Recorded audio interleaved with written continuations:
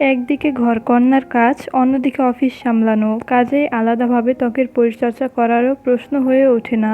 যা হোক করে একটু ময়শ্চারাইজার ঘষেই ত্বক পরিচর্যার পর্বে দাড়ি টানছেন এমন মেয়েরা সংখ্যায় কম নয়। তার একটা কারণ যেমন সময়ের অভাব, অন্যটা হলো ধৈর্যের অভাব। 5 রকমের জিনিস মিশিয়ে প্যাক বানাতে অনেকেরই ধৈর্য কুলায় না, আবার সব জিনিস হাতের কাছে পাওয়াও যায় না, কাজে বাদ পড়ে যায় ত্বকের পুষ্টি।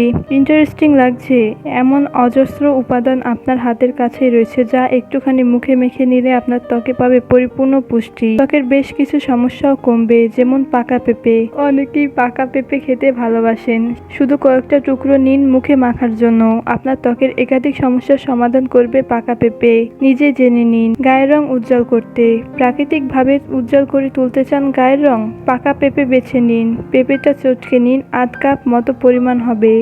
তাতে একটা গোটা পাতিলেবু নিংড়ে ভালো করে ঘেঁটে মিশিয়ে নিন। এই মিশ্রণ পুরো মুখে, গলায়, হাতে মেখে 1/2 ঘন্টা রাখুন, তারপর ঠান্ডা জলে ধুয়ে ফেলবেন। গোড়ালির ফাটা ভাব কমাতে, যেহেতু বাড়ির অনেক কাজ এখন নিজেকেই করে নিতে হচ্ছে, তাই পায়ের ওপরেও চাপ পড়ছে বিস্তর, ফলে গোড়ালির চামড়া ফেটে যায় বিশ্রীভাবে। পেডিকিউর করানোর সুবিধে না থাকলে ফাটা গোড়ালির জন্য পাকা পেঁপে কাজে লাগাতে পারেন। পেঁপে চটকে নিন, গোড়ালির ফাটা জায়গাগুলোতে লাগান। 20 মিনিট রেখে হালকা গরম জলে ধুয়ে নিন। গোড়ালির ফাটা, শুকনো চামড়া, চুলকানি বা লালচে ভাব সবই কমে যাবে। পা ধুয়ে নেওয়ার পর খানিকটা অলিভ অয়েল পায়ে মেখে নেবেন।